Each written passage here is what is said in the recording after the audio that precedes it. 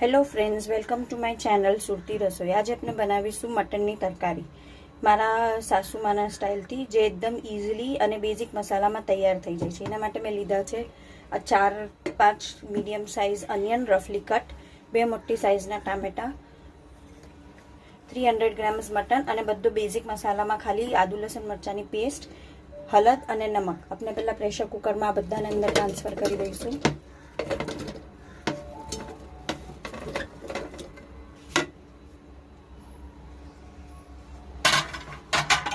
એમાં નાખીશું 1 ચમચી આદુ લસણ મરચાંની પેસ્ટ, 1 મોટી ચમચી હલ્દી, સ્વાદ મુજબ મીઠું,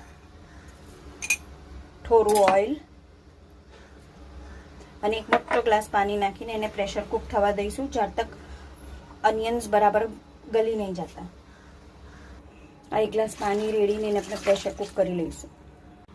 આપણું પ્યાજ ને ટામેટા બફાઈ ગયા છે, આપણે આને બ્લેન્ડ કરી દઈશું।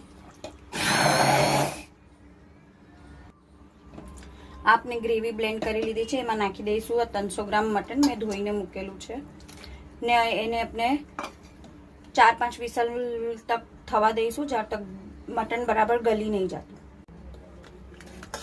આપનું મટન થઈ ગયું છે। હવે આપણે એના અંદર થોડી રોગન બનાવી દઈશું। તેના માટે મેં આ તપેલી મૂકી છે, એને ગરમ કરીને અંદર 1 વાડકું ભરીને તેલ નાખીશું।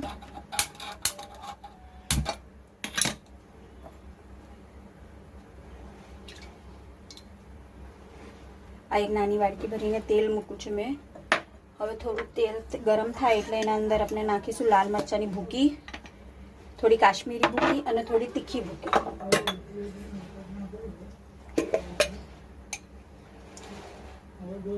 આ 1 ચમચી આપણે નાખીશું તીખી લાલ મરચાંની ભૂકી અને આ 1 ચમચી નાની કાશ્મીરી લાલ મરચાંની ભૂકી। એને થોડું તેલમાં કકળાવી દઈશું। આ મરચાંની ભૂકી જરા અંદર કકળાવી દીધી છે, એમાં આપણે નાખી દઈશું આ ગોશની ગ્રેવી।